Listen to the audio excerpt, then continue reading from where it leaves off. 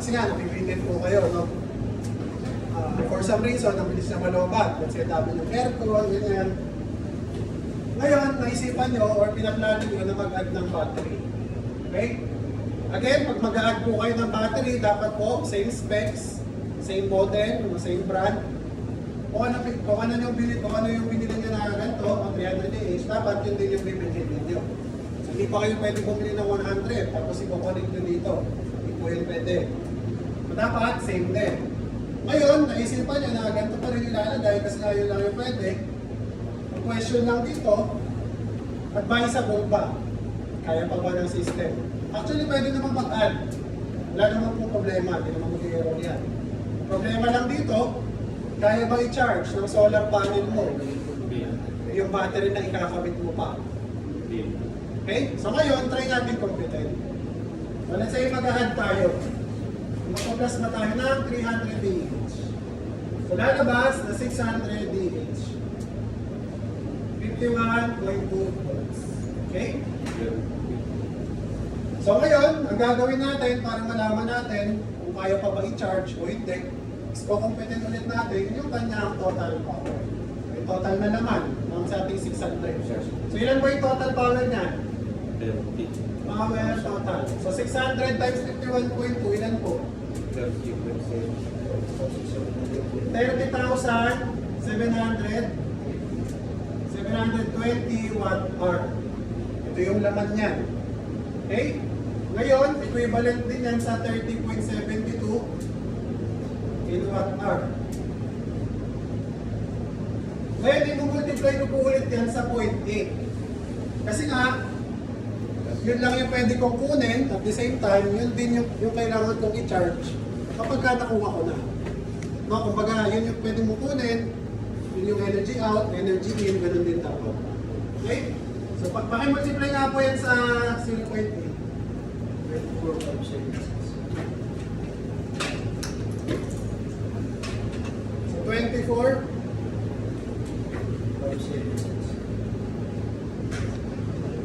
Is equals to 24.576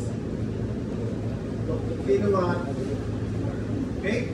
So, ito yung kailangan kong punuin para ma-full charge si battery. Ngayon, ang gagawin natin dito is magkakaroon tayo ng analysis sa system natin. Okay?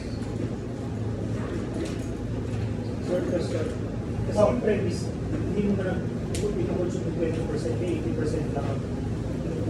Sa 80% lang. 80% lang na ano sir, kasi di ba sa DOD, hindi mo pwede gamitin 20 sir, parang iniiwan talaga siya sa battery. Okay? So 80% pwede mong gamitin, ngayon, pag full charge mo siya, 80% din. Okay? Pero in reality, mas mataas ng konti kasi may mga losses pa po yan. Okay? Pero sa computation natin, 80% din. Okay? Ngayon, ang gagawin natin, no? I-analyze natin yung behavior ng ating system, ng ating bahay. So, ang gagawin natin dyan, kailangan natin i-analyze yung ating konsumo during peak hours. O during tanghali. Okay? So, ito kasi yung pinakamataas na harvest. Makalit tapat. Kailangan malaman mo yung mga konsumo mo dito para malaman mo kung ilan yung possible na susobra na papupunta sa battery. So, ano ibig ko sabihin? Let's say during tanghali, no? Let's say during tanghali, ang konsumo ng bahay mo or average consumption ng load nyo is nasa 3 kilowatt. Nasa 3 kilowatt. Hindi natin alam kung ano yung mga loads niyan, aircon or ano. Hindi natin alam kung ano. No? Ibig sabihin, yung mga may mga rep dyan, yung mga hindi pinapatay. Okay? So, ibig sabihin, kung 3 kilowatt yung load mo sa bahay at 6 kilowatt lang yung iyong system, no? Solar, magsusupply sa'yo ng 3. So, ilan po yung sobra? Kasi 6 kilowatt system mo. So, may 3 kilowatt pa.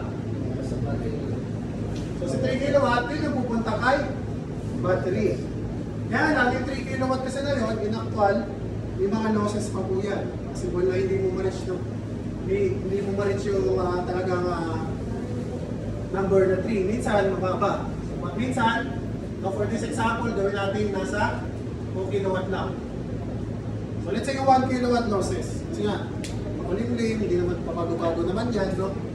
So So, ibig sabihin, yung 2 kilowatt po na yan, yan po yung pupunta sa ating battery. Okay? Ngayon, compute natin. Kapag ka 2 kilowatt yung papasok sa battery natin, ilang oras yung kakailanganin para ma-full charge si battery. So, compute natin. Sabi natin, ito yung kanyang yung kailangang power na i-fill. Ito yung pupunoy natin. Gagawin natin ngayon dyan, time is equals to 24.576 kilowatt hour divided by 2 kilowatt. Wait lang po ha, kuha ko ng balik.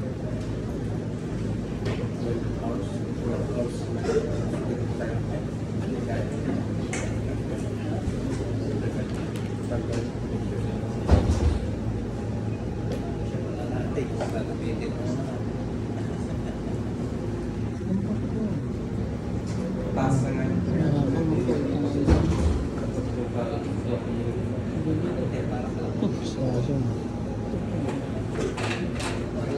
So ulit po no? So time is equals to 24. So ito lang din po yung kanina no? 576 kilowatt hour. Kung papasukan ko siya ng 2 kilowatt na power, kasi yan yung excess ko, so ilang oras ang kakailanganin ko para mapuno ito? So lalabas na 12 hours. So question, ideal ba yung ganito? Yung sabihin, 12 hours yung kailangan nito para mapuno. Ano ibig sabihin nun? Ibig sabihin nun, lubog na yung araw, hindi pa full charge si battery mo. Kasi nga, from 6 a.m. to 6 p.m. no? Hindi naman guarantee na yung 2 kilowatt na yan. Yan pa rin yan hanggang ano. Kasi nga, paano pag makulimlim na? Mas mababa na yan. So, ibig sabihin, hindi po ideal na mag-add kapag gaganto yung excess power. Okay? So, ano pwedeng gawin pagka ganyan? So, one way is pwede ka mag-add ng panel. No? Sa pangalawa, problema lang dito kung gusto mo mag-add ng panel, kailangan mo rin i-consider naman yung space ng bubong. Baka mamaya wala ka nang paglalagyan. So ito po kasi sinample ko sa inyo sa ano namin to, so sa isa sa mga naging client. Gusto niya mag-add. Problema, yun yan, hindi na kasya sa bubong niya. Pero pinilit niya pa rin. Okay? Di ba may limit yung inverter? Pag magdagdag ka ng panel, pwede ka rin yung inverter, di ba may limit? Hindi ko consider mo pa yun. So tama si sir. So sabi natin kanina, mag-add tayo ng panel. Tama naman. Ang problema, consider mo naman yung maximum input mo. Baka naman magpas ka na. So dapat i-check mo pa rin yun. Okay? So ngayon, ang nangyari kasi sa client na to, sinasabi niya na wala naman daw halos tao sa bahay. No? Sinasabi niya na wala naman daw konsumo during tanghali, during peak hours. So ibig sabihin, nasa 6 daw yung excess. So kung 6 hours yan, 6 kilowatt, I mean kung 6 kilowatt yung excess, tingnan na natin, kung 6 kilowatt po yung papasok, ilang oras po para ma-charge? 6 hours. So lalabas na 4 hours. So pagka ganito yung nangyari sa actual, okay pa yan. Kasi bakit? Pasok pa yan sa peak hours eh. Ay sa sun peak hours, di ba sabi natin, ina-analyze natin yung system, ina-assume natin na sa buong maghapon, 4 na oras na direct yung sunlight. So kung 4 hours yan, pasok pa yan sa peak hours. Kaya lang in reality, kung 6 kilowatt system mo, 100% ba pupunta doon sa battery? So hindi naman. Kasi nga may load ka pa sa bahay, tsaka may losses ka pa eh. Okay, so ang nangyari po dito sa client na to, gusto niya kasi talaga mag-add. So gumawa na lang ng waiver na if ever hindi ma-full charge, hindi liable yung nag-install. Yes po. So, yung isa pag 6 kilowatts yung inverter mo, tapos mag-add ka ng another step, tapos yung ready pa. Possible po sir. Kaya. Kukumpitin mo ulit. Okay? So kagaya lang yun ang ginawa natin kanina. Okay? Pero yun nga, baka naman kasi hindi nakasya sa bubong or ma-reach mo yung limit. Di ba po may limit po yun? Kailangan mo i-check po yun sir. Okay? So nangyari dito, hindi nangyari yung ina-expect niya na 6 kilowatt yung papasok. So nangyari po, hindi niya ma-full charge yung battery. Okay? So ang ginagawa niya ngayon para ma-full charge si battery, ano ginagawa niya? Ang ginagawa niya po, nag-grid charge po siya. Ibig sabihin, bumibili siya ng power, kay Meralco para lang mapuno. Kung bibili ka ng power, kay Meralco, no? May na kailangan mong i-fill, 24 kilowatt. Ibig sabihin, itatimes mo ito ng 15 pesos. Magkano po yun? Ang equivalent niyan kapag bumili siya, ni Meralco ng power para i-charge yan. 24 times 15 po, magkano? 15 pesos. Malalabas mo na 360 pesos yung babayaran niya para lang ma-charge si battery in one day. Problema, ilang days po ba sa isang buwan? 30. Times natin ang 30. Ilan po yan? 9,000 po ba? Nasa 10,000 yata, no? 10,800. Maganda ba yan? So, hindi po tayo nakatipid niyan. Eh, kasi nga, bumibili ka pa ng power kay Meralco para lang i-charge si battery. Okay? So, hindi po ideal na mag-charge kapag ganito. Yung kanina kasi sinample natin na mag-grid charge tayo, bagyo lang kasi yun. Acceptable po yung ganun. Kasi nga, bagyo na nga eh. Kumbaga, okay naman na bumili ng power para may backup power po kayo pagkagabi. So hindi po yun ideal na gagawin niyo siya on a normal daily basis. Na ang araw-araw, bumibili ka ng power. Ideal siya kung malaki yung space mo. Kung malaki space, pwede pa. Pwede ka pa mag-add. No? Kaya lang, sa case na po kasi talaga wala kang pwede. Okay? So lumaki pa po yung bill niya. So ibig sabihin, pwede, pero Hindi yan space-wise. Sir. Yun ang ibig sabihin. Hindi Oo. pwede, hindi pwede. Kasi Oo. sinasabi mo na hindi pwede, pero kung pwede. Possible, but yun nga, kailangan i-check yung actual, no? And yung other consideration. Okay? So gusto ko lang kasi ipakita na dapat i-check siya maigi. Yan kasi yung point natin dito. So hindi po pwede basta mag-add lang dahil naisipan. Dapat may basis. Okay? So yan po yun. Okay, so malinaw po ba? Sino mo po yung million? So nagsisisi po kayo. Gusto niya ibenta, kaya lang, yun nga, hindi ko alam kung nabenta niya na. Okay?